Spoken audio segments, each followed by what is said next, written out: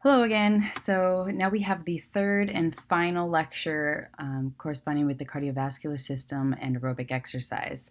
So this will really finish up the cardiovascular system. We're going to get a little bit more applied in this lecture than we have in previous lectures where we really focused on physiological adaptations and mechanisms. So just a reminder, and this of course comes back to some of our acute program variables, that in order to really induce training responses, specific to the aerobic system, although we're going to see that there are strong similarities with other types of exercise, there's really four things that we need to consider: the initial level of aerobic fitness, the training intensity, the frequency, and the duration. So this really summarizes the main components that we're going to discuss today. When we think about the initial level of aerobic fitness, there's one principle that we need to keep in mind, and this is really true of all physiological adaptations. But when we think about aerobic exercise, the magnitude of the training response depends on the initial fitness. So, what do we mean by that? If somebody is of low initial fitness, so somebody that maybe we would call exercise naive, they're typically sedentary and they're newly starting out a physical fitness training program. So in these cases, there is a lot of room for improvement, right? We're starting with very little, so therefore, there's a lot of possibilities for improvement.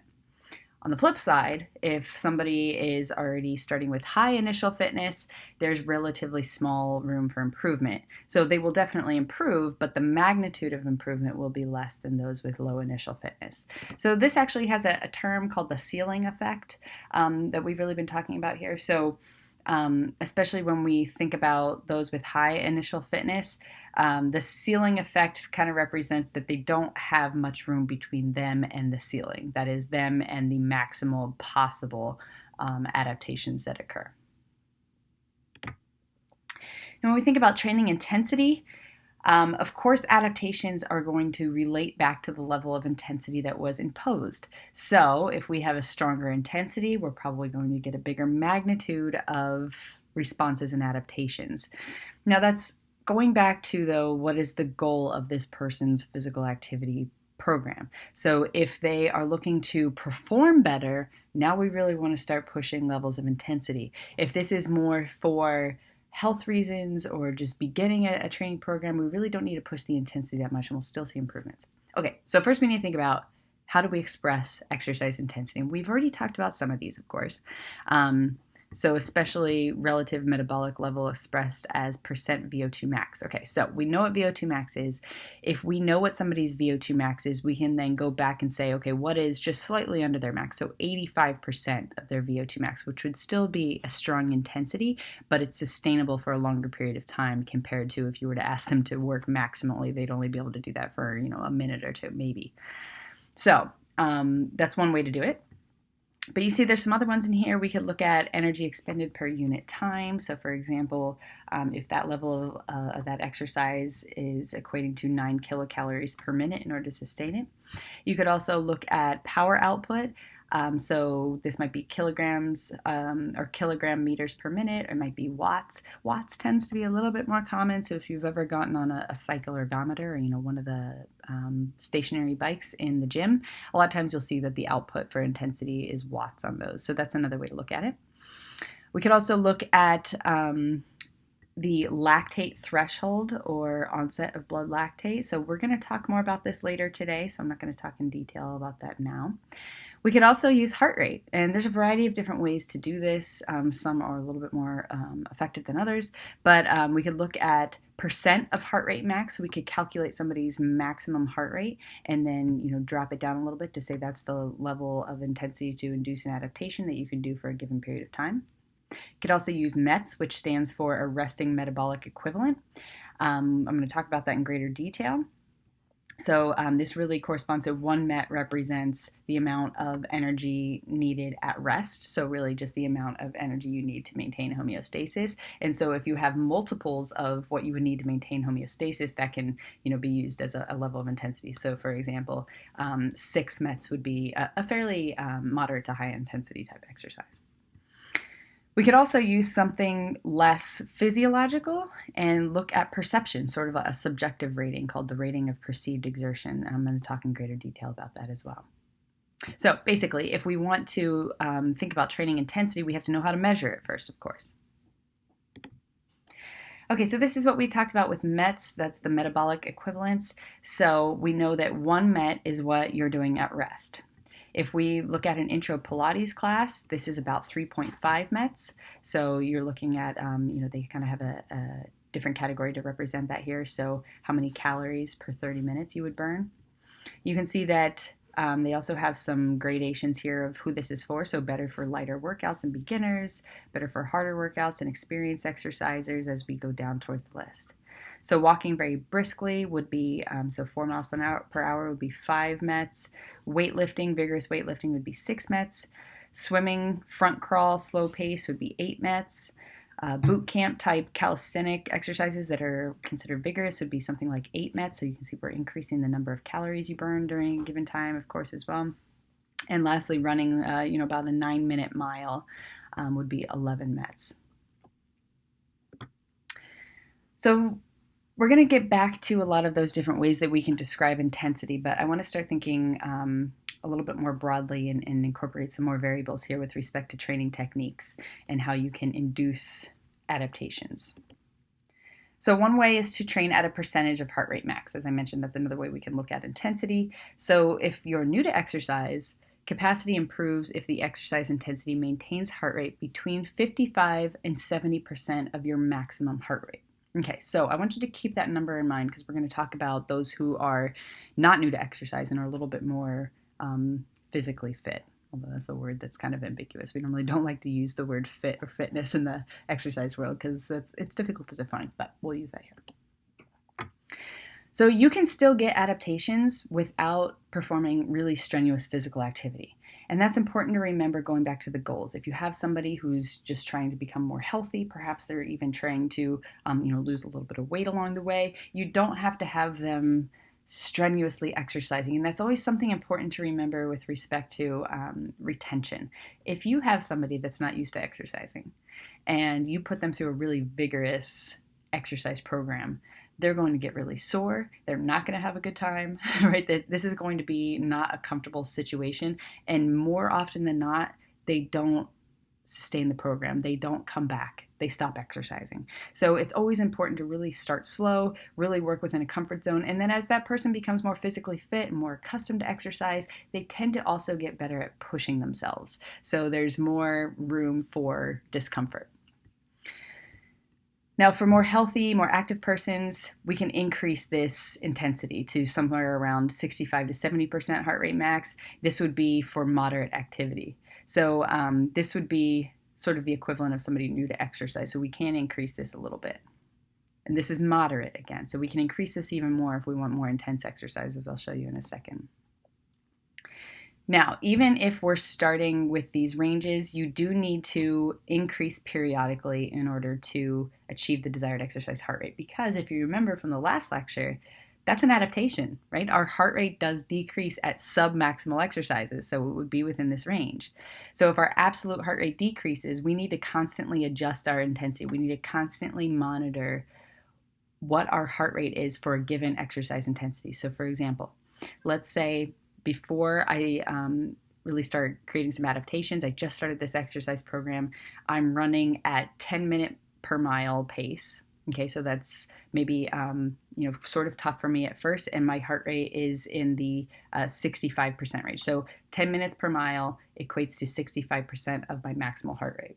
However, after several days, maybe even a couple weeks of running 10-minute miles, now that same 10-minute mile, I'm actually at 50% of my maximum heart rate, or 55%.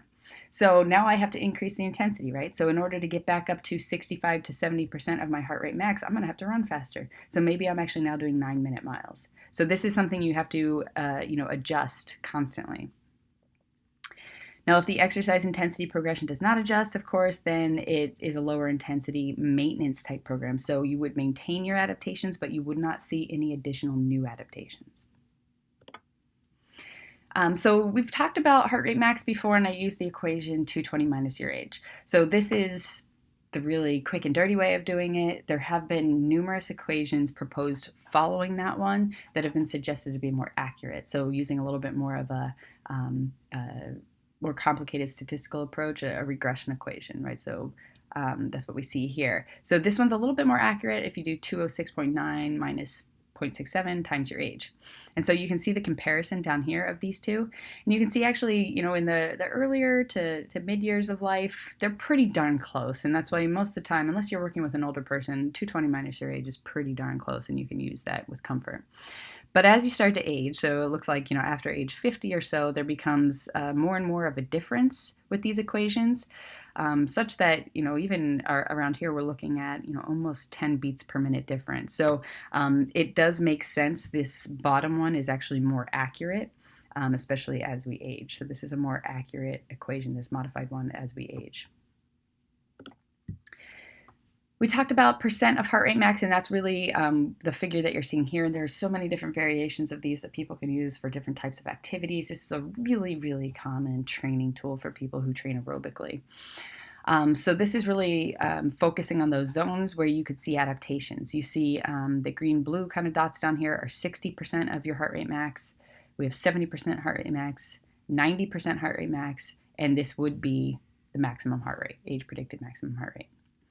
So you can see that this is labeled the training sensitive zone. This is a really common zone for people who are trying to increase their performance. So let's say somebody who's training for a race, a 5K, a 10K, perhaps a marathon, something, or a, half marathon. This is a really common zone to be training in. So it's constantly pushing their body to induce more and more adaptation, whereas they'd see a little bit less adaptation in this range down here. So therefore, you're looking at anywhere between 70 and 90% of the training of heart rate max represents this training sensitive zone. Now, sometimes there will be even more variations within this. And so really, this is a range that can be worked within to still, feel confident that you would observe adaptations. So another option, if you don't measure your heart rate, of course, measuring heart rate is so much easier than it ever used to be, thanks to wearable technologies especially. So, it wasn't out of the question to use a heart rate monitor before, like a chest strap that went across your chest and used a little watch to connect to it. But that was kind of inconvenient. People still use them, of course. But another tool that can be used is really looking at your perception of effort, and that's what we see here. So this is known as the RPE scale, or the rate of rating of perceived feelings relative to exertion level. So this scale ranges from 6, and actually many of them go all the way up to 20, and it corresponds with heart rate. So lower resting heart rate should be about 60 beats per minute, hence 6. And normally you can go up to about 200, hence 20. Or in this case, it would be 190. So perceived effort, and there are plenty of studies to support this and validate it. It actually originally came from Dr. Borg, so this is also known as the Borg scale. And he's like one of the famous people in exercise science. So they realized that your perception was directly related to your physiological stress perceived through heart rate. And so you can also use this then as a training tool. So if you have higher levels of energy expenditure and physiological strain, you'll have higher RPE. So you can really, use this scale to say, how hard do I feel like I'm working? And you're pretty darn close to your heart rate most of the time. Another thing that you can do is use the simple talk test. And this is really common from a population-wide level, or when you start implementing training programs in people who are like exercise naive or previously sedentary, is telling them, if you can still talk during the exercise, this is normally like a moderate exercise intensity. If you can no longer talk, you consider it vigorous. So this is, of course, a little bit more of a rough and dirty measure of exercise intensity, but it still normally does the trick. If we have an athlete who's a little bit more specific about the training that they're doing, they push themselves a little bit more, they're working, to achieve really minute adaptations, then we probably want to go back to some of the physiological variables like heart rate or some others that I'm about to introduce. Now there is a variation of this, so here's Gunnar Borg, like I was mentioning, called the modified Borg scale, or so this is sometimes the C scale or the CR scale, and you can see it's very similar, but the numbers are different. And you can see there's some anchors here to describe the level of intensity. So the traditional scale, like I said, normally goes 6 to 20. It corresponds with heart rate. But the modified scale is set up as a ratio variable. So sometimes this is more preferred from a statistical standpoint, and it's not anchored to heart rate. It's more of using this ratio from 0 to 10. Both are used commonly in research. A lot of times the CR10 scale is used a little bit more in resistance exercise, of course, because the heart rate really won't apply to resistance exercise. It's actually amazing how little we understand about heart rate during resistance exercise and what that can tell us. So this seems to be a more representative scale. Okay, so this table kind of combines some of the variables to measure intensity that we've been talking about and putting them into categories of sedentary, light, moderate, vigorous, and high. So you can see the objective measures, meaning things that we can directly measure. They seem to have a relationship to physiology. We have METs, we have heart rate max. This HRR is heart rate reserve. This looks more at also not only your heart rate max, but also your resting heart rate. Because we know that resting heart rate changes in people, this is normally considered a little bit more sensitive of a measure to look at heart rate reserve. So you're then working between, let's say somebody's heart rate, resting heart rate is 55 beats per minute and their maximum is 200. Now we know exactly what the range is that's possible in that individual. Whereas if you don't take resting heart rate into consideration, it's not as accurate. Okay, so just wanted to clarify the difference between those. But again, another way to use heart rate, and then of course VO2 max. And our subjective measures, meaning it's more based on perception, of course, would be our 2 RPE scales. So I'm not going to walk through this really with you, but you can kind of get an idea of how you would categorize intensity with objective versus subjective measures. You can also see that it correlates with how long you can sustain that exercise. So you can sustain this for a long time. Normally you can sustain this for at least 60 minutes. Now we're dropping down 30 to 60 minutes, up to 30 minutes, and only about 10 minutes. And even that might be a little stretch. Now another option, especially if we're going to get very physiological, and this is a common tool used in people who are very serious about their training, is the lactate threshold. So we know what lactate is. We know that we start to accumulate lactate when we don't have a lot of oxygen available as the final electron acceptor. So this is sometimes referred to as anaerobic glycolysis, right? That end product. So if it's more aerobic, we have plenty of oxygen, we produce pyruvate. If we don't have a lot of oxygen, we produce lactate. So this is normally looked at then as a point where you are starting to shift from more aerobic to anaerobic metabolism. Now, of course, if you're performing in an endurance event, let's go back to the idea of like a marathon, you really want to push that boundary. You want to work at the highest possible intensity where you're still largely utilizing the aerobic system. Because once you start getting into the anaerobic system, you can't sustain that for very long. Okay, so this is really like an inflection point where you start to see the shift from predominantly aerobic to predominantly anaerobic. So this is, as you can imagine, a really critical variable for people who are training and trying to push their performance. So normally if you exercise at or slightly above the lactate threshold, this is really effective for people who are really trying to perform better. Okay, so we have oxygen consumption on the y-axis, so this is VO2 in absolute terms. Over here you see VE, this is minute ventilation, so this is the amount of air that you are breathing in and out during a minute. And over here we have blood lactate, and you see the unit here is millimoles per liter. Okay, so millimoles of lactate per liter of blood. So we have in the yellow here, blood lactate. Okay, so this is easily sustainable, right? Primarily aerobic metabolism. We're not generating a lot of lactate, but as we increase in exercise intensity, we're starting to accumulate a little bit more in the blood. And there becomes a point where it's very much an uphill slope. So this is the point of lactate threshold. So this is then where people really want to not only train, but perform at. So we can equate this back to an intensity. So this could be oxygen consumption. It could also be a treadmill speed, let's say. So we know that this is, 7.5 minutes per mile. So then that person knows that that's the intensity that they need to work at to really push their lactate threshold. And actually, a lot of times they'll go beyond that in order to shift this curve to the right so that they can work at a higher intensity and still be relying on aerobic metabolism. So this is something that they have to constantly monitor because, again, you have adaptations that shift this curve. So if I measure this once and I never measure it again, I'm never going to know where this curve winds up, and I'm probably not going to be training at a high enough intensity to continue to push my adaptations or to perform at the highest possible intensity safely. So how do you do this? Unfortunately, blood samples. There are some that are a little bit easier. They're like a finger prick. So you've probably seen some of the devices that diabetics use where they just prick their finger and there's a little like piece of plastic paper thing that collects that blood droplet, and you stick it into a machine and it measures your blood glucose. They have those for lactate as well. They're pretty darn accurate. If you want to be super accurate, you can actually get an intravenous sample, so you can put, you could either do single sticks where you get individual blood samples from your antecubital vein in your arm, where you normally get a blood draw.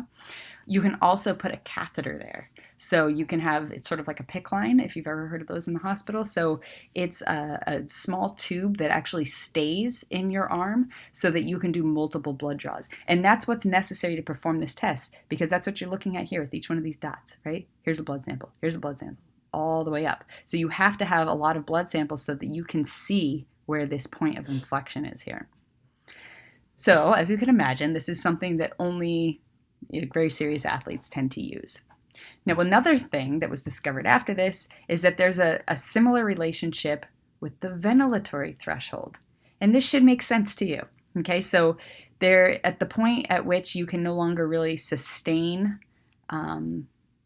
aerobic metabolism, you're going to drastically increase your minute ventilation, the amount of air that you're taking in, to try to still support that system. And so it's directly related to your lactate threshold. So you can use the metabolic cart, as we talked about before, the same equipment we use for VO2 max, to measure minute ventilation. So that's one of the variables that the metabolic cart is constantly spitting out along with VO2. So you can measure this in increments, and there will be a point, as you can see, it's sometimes not as obvious, but there's some software that really does a great job of finding where that inflection point is. And again, you can use that to then correspond to an intensity for training purposes. Okay, so we have a couple things here. Higher exercise levels produce the greatest benefits. Exercising at a greater intensity is going to shift both of these curves to the right, which is what you want.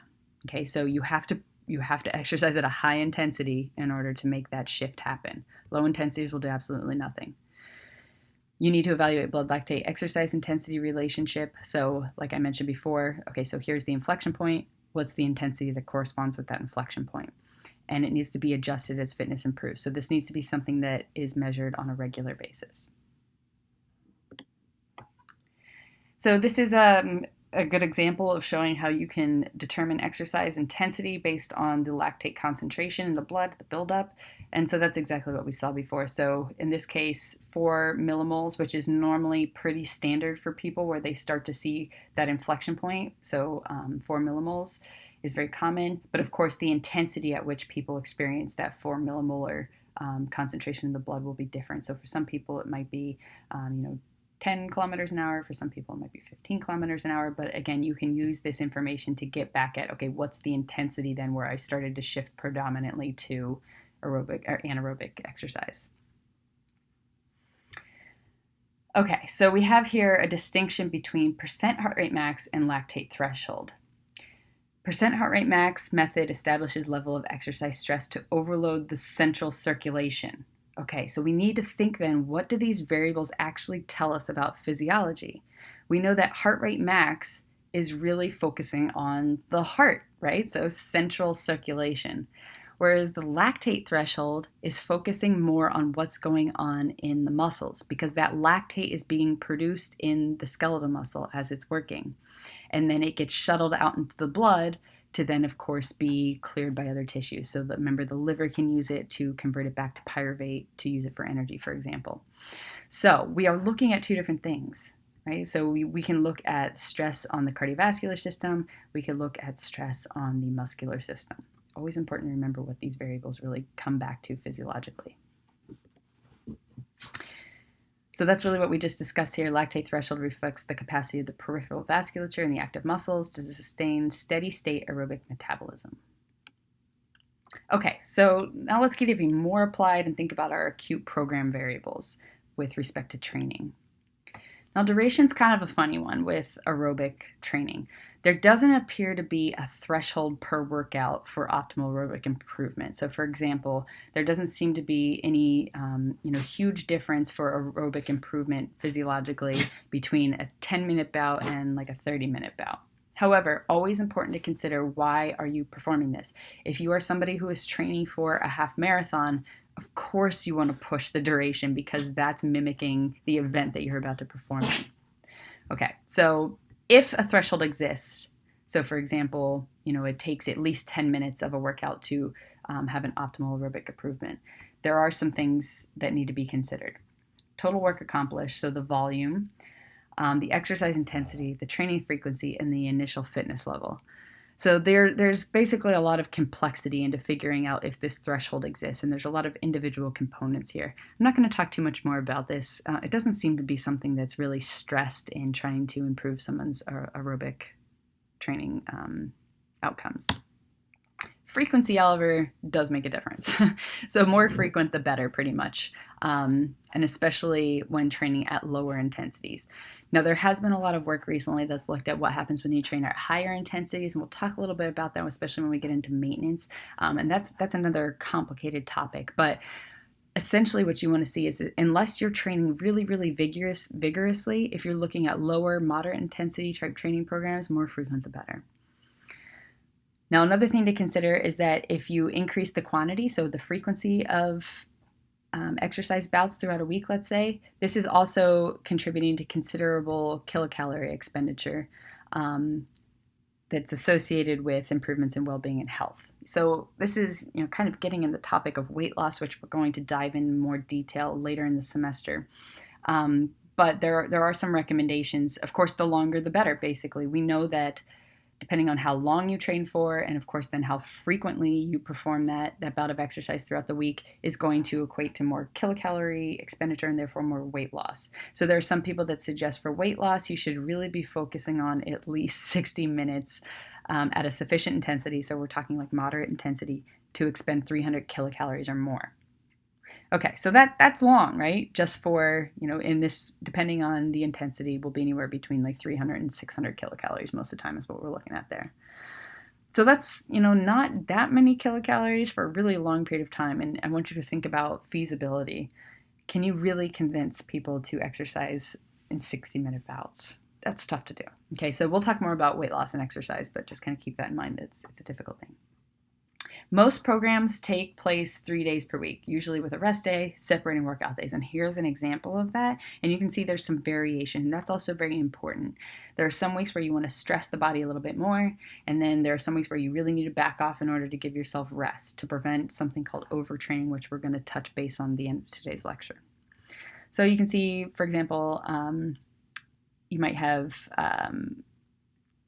one example here where you have Monday, Tuesday, Wednesday, Thursday, Friday, Saturday, Sunday, Monday again, where you have 2 days on, 1 day off, 2 days on, 2 days off, 1 day on, and you can see a lot of variations here. So some of these weeks are a little bit more stressful than others, but key thing is here, you've implemented rest days. You've probably heard of the word tapering before, so especially when we're thinking about peak performance, tapering is necessary. So for example, before a competition, athletes taper training intensity and or volume to reduce physiologic and psychologic stress and optimize performance. So basically what this means is that, they're going to be training very intensely up until their event, and they do need to have a couple days, and this will depend by sport, of course, as we mentioned here, that the taper period and alterations vary by sport, but they'll take a little bit of time right before the event where they don't exercise, or they exercise very, very, very moderately. And this is necessary for a few reasons, as we'll discuss here. So, taper of 1 to 3 weeks reduces training volume by 40 to 60% while maintaining training intensity, most efficient way to maximize performance gains. So, you can see that one thing that they do is they reduce the training volume. Okay, so they won't exercise as frequently that week. They won't exercise for as long as a duration. As you can see, pretty big significant drop there. But what they do is they maintain training intensity. Some people will actually even kick it up a little bit. We're going to talk about intensity, but I'll give you a big fat hint right now so you can start remembering this. If you want to maintain adaptations, you have to maintain intensity, if not increase it slightly. So you can work out less as long as you're working out hard. Something to consider too, like if you're going on vacation, one thing that you can do to maintain all the work that you had done is at least just throw in one exercise bout at a very high intensity, and you will actually do a pretty good job of maintaining all of that work you put in. So from a physiological perspective, 4 to 7 days provides time for maximal muscle and liver glycogen replenishment, optimal nutritional support and restoration, alleviation of residual muscle soreness, and healing of minor injuries. So this little paragraph here really represents why people taper. You want to be in optimal condition right before your event, okay? So you have your stores of glycogen available, totally filled up, right? So they're not depleted from previous days, because if you remember from several classes ago, we saw that it actually took several days to completely restore glycogen. This goes along with other aspects of nutrition.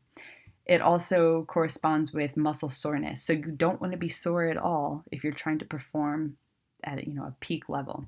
And so this kind of also goes along with healing of minor injuries. So if you've been intensely training, you are going to have some minor injuries to the musculature, perhaps some of the connective tissue in that area. So you want to make sure that, again, you're in optimal condition.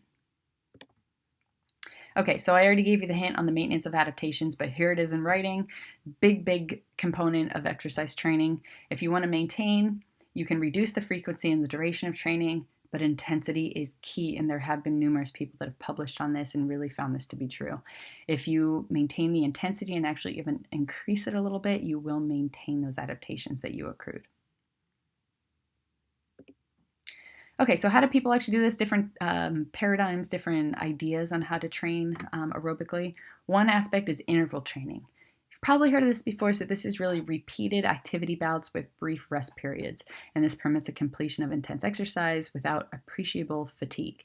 So, for example, perhaps you've done this before or you've seen people do this. One common means for interval training will be use a track, and so people might sprint the straights and jog the corners. So that's a good example of interval training. So they're continuously repeating an intense, and that's something key here. It's normally an intense bout with some sort of rest. So in the case that I just provided you, that rest period, that brief rest period is actually an active rest. So they've drastically decreased their intensity. But of course you could also do, some sprints or perhaps some stair climbs. I know some people call those Garcias. And then maybe you wait 30 seconds. But the key here is brief rest periods. Okay, so you want it to be as short as possible, just enough for you to not have appreciable fatigue, just enough so that you can get back and do it again. So you can see as little as 6 sessions of all-out effort over a 2-week time increase skeletal muscle oxidative capacity and enhances performance. So this is an effective thing, and you can see it's pretty quick, right? 2 weeks. If you can put up with 2 weeks, 6 sessions within those 2 weeks of something really high intensity with short rest periods, you do see some pretty meaningful improvements. 4 factors that impact interval training prescription: intensity, duration, length of recovery interval, and number of repetitions of exercise relief interval. So there are 4 variables here that you can manipulate. You can have a wide variety of variations, therefore. You can manipulate the intensity. You can manipulate the duration of each training bout. You can implement different levels of recovery, but again, you want them to be fairly short. And then, of course, the number of repetitions. Another option is continuous training, and this is really what most people do, especially most people who are recreationally exercising, or people who are, they want to do some sort of like running event, let's say, or a cycling event, but they're not super serious. So this is steady paced, prolonged exercise at moderate or high aerobic intensity. So you can see normally the intensity we're talking about here is 60 to 80% of VO2 max. The exact pace can vary, but must meet a threshold intensity to ensure aerobic physiological adaptations. Okay, so the difference here is that really this is maintaining a pretty steady pace for a long period of time, right? Prolonged. You can vary the pace a little bit, but most of the time it's within this range. Whereas with the interval training, like we just said, this was always high intensity, short rest, and it was cyclical, right? You kept that pattern. So you might do 10 bouts of that high intensity, short rest, high intensity, short rest. This is different. Now we're talking about maintaining an intensity for a long period of time. So this is, like I mentioned, particularly good for novices who wish to accumulate large caloric expenditure.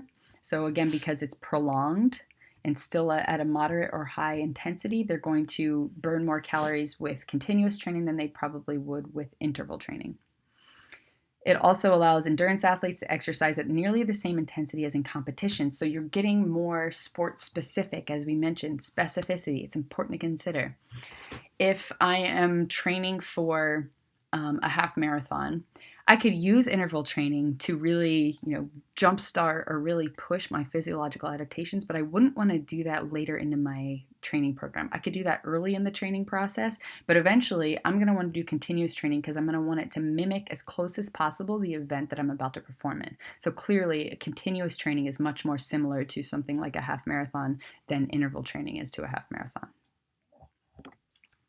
Another option is fartlek training, and yes, this word is hilarious. And I remember being a student thinking like, wow, that's somebody's last name. They must have had a really hard time in elementary school, getting made fun of all the time.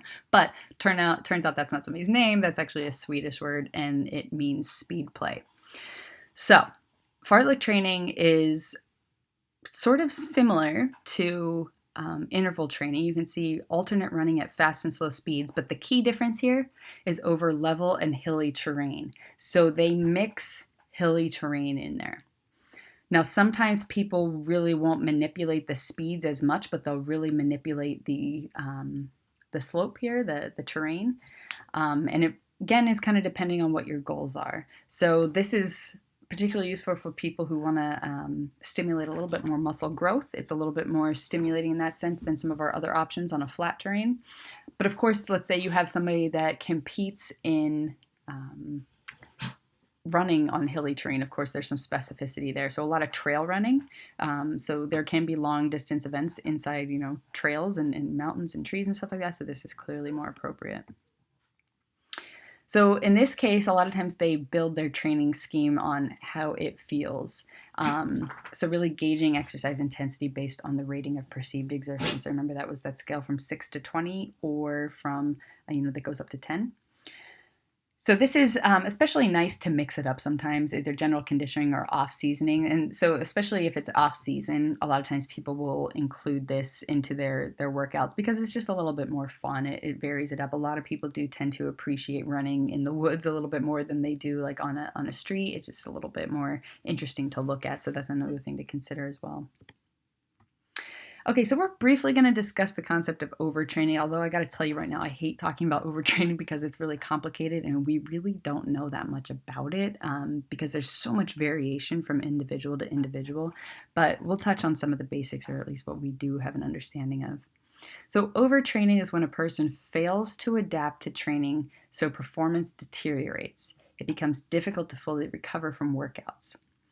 You can see it also relates to increased incidence of infections and injuries, persistent muscle soreness, and general malaise or loss of interest in sustaining high-level training. Okay, a few things we need to discuss here. So really we're talking about somebody who has been training too much, that now they're no longer adapting to their training, they're no longer performing well. So you've probably heard of this, perhaps it's even happened to yourself if you've been really competitive in a sport. You can definitely train too much and your body actually says, this is overwhelming, and you'll see some noticeable alterations. Now, one thing I want to clear up, it relates to increased incidence of infections. This is difficult, and actually over the last 10 years or so, there have been numerous studies that actually show that there used to be this idea that after you worked out, there was an open window period where you would potentially get an increased rate of upper respiratory tract infections. But there's actually no evidence of that. And in fact, most literature finds that that's not the case at all. So I just wanted to clear that up. Now, that's with regular training. It's sort of a black box right now with people who are overtrained, whether or not they are at a greater risk of infection. It seems like some are and some aren't, and this will be a little bit more apparent when I show you the variability in responses here. Now, with respect to injury, of course, because you're not really fully recovered, you might have, some overwhelming injuries that you can't really help with. Your immune system tends to be a little bit more exhausted because you're just overtraining and not giving it enough rest. So it might take longer for injuries to go away. It might also be easier to accrue injuries. This kind of goes along with the persistent muscle soreness. You just don't have time to rest. General malaise and loss of interest, is starting to hint at a psychological component. So you're no longer as driven. You're just kind of not into it anymore. So there are two clinical forms of overtraining, sympathetic and parasympathetic. We're not going to get into the nitty-gritty details here, but for those who are interested, sympathetic, of course, means that there's an increased sympathetic activity during rest. This might present itself through hyperexcitability of some physiological systems. It might be restlessness, impaired performance. It may reflect also excessive psychological or emotional stress. So that's also something to consider here, that not only does really vigorous physical performance induce overtraining, but it might be also complicated by psychological or emotional stress as well. So, it's always easy to think about with college athletes, although, of course, every athlete runs this risk, but they might have other things going on in their lives, relationship issues. It might be issues with schoolwork and, being overwhelmed with that. So there's a level of psychological stress that is overlapping the physiological stress, and it seems to make the situation worse. Now, with the parasympathetic form of overtraining, this is an increased predominance of the vagal activity during rest and physical activity. So this actually results in an increased heart rate. So sometimes this can be detected. A lot of times in the early stages of both of these, it's actually considered overreaching. We'll talk about that. So this is normally within like the first week or so. Okay, so I'll get back to the idea of overreaching versus overtraining in just a second, but this figure nicely illustrates some of the different responses that can be seen with overtraining. So you can see selected mechanisms underlying genesis of overtraining syndrome in endurance athletes. And again, this is a balance issue, right? Increased training load. So perhaps they've increased the number of times per week and the duration per exercise bout. Maybe they have a lot of competitions in there as well, so they're performing at really high intensities.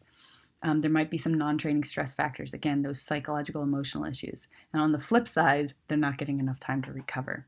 So what's this lead to? You can see neuromuscular overload, sympathetic system overload, metabolic overload, psychological overload, and adrenal overload. So within these, we see neuromuscular function is decreased. So this is the ability of the the neurological system to effectively innervate the muscular system. You can see there's decreased beta-adrenergic receptor density. So these beta-adrenergic receptors are the ones that connect with epinephrine, of course, which is coming from the sympathetic system. So they're not as sensitive or as dense in number to when cortisol or epinephrine is around. And so therefore they aren't going to produce their optimal function. With metabolic overload, glycogen depletions, of course, are not going to have the substrate needed to make ATP, amino acid imbalance, and now we're kind of threatening the proteins, the muscle proteins, and therefore you might even lose some muscle mass in some people. You can see there's brain neurotransmitter imbalance, so this goes back to our neurotransmitters like acetylcholine, even epinephrine. We can see altered hypothalamic pituitary function. So we'll talk a little bit more about those throughout the semester, but this is where we're going to generate a lot of hormones that are involved with the stress response. So of course, numerous different types of stress responses. So this still might be cortisol related issues. It might even be some of those other variables that contribute to the release of arginine vasopressin, which regulates fluid balance, aldosterone, which is a steroid hormone. So we'll talk a little bit more about those, but so you'll have some endocrine issues as well. You can see decreased cortisol response. Now this one I don't want you to take as gold, okay? Because there are some people that have an increased cortisol response. So that's why this topic gets really complicated, because there's individual variation. But no matter what's going on here, you can see some end results. Might be altered immune function, peripheral fatigue, meaning fatigue of the neuromusculature. So let's say the legs, the arms, etc. altered mood state. Central fatigue, of course, pertains to the central nervous system. So we're really talking about the brain in this case, and altered reproductive function. So especially in women, they might tend to see that this level of stress actually induces amenorrhea. So they might no longer have a menstrual cycle. And that's something that is normally pretty indicative of stress. So if that ever happens, definitely see a physician. So in general, all of these things together, you wind up with impaired exercise performance. Okay, so I mentioned a couple words earlier other than overtraining syndrome, and this is really a continuum. So this is less serious to most serious on this continuum. So overload is what we want, right? We impose overload, and that's purposeful, and that's really what drives us to continuously adapt. So this is planned, it's systematic, it's progressive, and it's improving performance. So this is a good thing. So we have a step up from that if we're slightly overdoing it. This might be unplanned, excessive overload with inadequate rest. So we're starting to see the beginning stages here, and this is normally, as we see here, from a few days up until 1 or 2 weeks. Now, overtraining syndrome is the full-blown version of this. So if overreaching is not ceased, if it continues, it might turn into overtraining syndrome, and in most cases it does. So this would be untreated overreaching that produces long-term decreased performance and impaired ability to train. So this is the bad case scenario. This we still have an opportunity to reverse, and we can kind of adjust our training program. This is much more difficult to come back from. Okay, so this was a difficult slide to come up with. Significant effects of overtraining. These tend to be some of the more common ones. So you can see functional impairments, and again, that endocrine axis. So the hypothalamic, pituitary, gonadal, and adrenal axes. So hypothalamus is involved, the pituitary gland is involved, the gonadal glands are involved, and the adrenal glands. Now we see that this also affects the sympathetic neuroendocrine system. So think sympathetic, think epinephrine, norepinephrine. And you can see this actually in some markers. So depressed urinary excretion of norepinephrine, suggesting that it's not in as much presence in the circulation. So you tend to see more norepinephrine in the urine if you had more norepinephrine in the blood. And then the desensitization of, again, that system, those receptors that intercept epinephrine and then create a sympathetic response. So this system tends to be desensitized. So even if cortisol is in enough circulation in the blood, if there's not enough receptors or the receptors are desensitized, you won't have the optimal function of epinephrine. Now, this is the thing that gets a little tricky here. So exercise-induced increases in adrenocorticotropic hormone, otherwise known as ACTH, I'm sure you remember that, which gets released by the hypothalamic pituitary axis there, and then winds up going down to the adrenal glands and releases cortisol, right? So cortisol, we know, is part of the stress response. That's a good thing, right? Exercise is a stress. We do want some cortisol being released in order to help us perform exercise. However, in people who are overtrained, sometimes they actually see a decrease in cortisol. Now, I say sometimes because sometimes people have an increase in cortisol. So that's why that can't be a marker of overtraining. It's just never been effective. A couple of things to consider, though. You see increases in growth hormone in some cases. Sometimes, again, people will see decreases in growth hormone. It's tricky. And same goes with insulin. So we have a catabolic hormone, we have 2 anabolic hormones, and there will be essentially disruption in their normal presence and functioning. So I think we can do a take-home message there. Okay, so lastly, this really reflects the body's attempt to provide the athlete with appropriate recuperative period from intense training and competition, as we've mentioned several times. So this ends what we were going to cover today. So we're finished with the cardiovascular section. Thank you for listening to this lecture. Let me know if you have any questions next time I see you. I hope you're staying warm out there. I'm looking out my window right now. It's a little crazy. So definitely made sense to cancel class today. So I hope you guys have a nice weekend, and I will see you on Tuesday. Take care.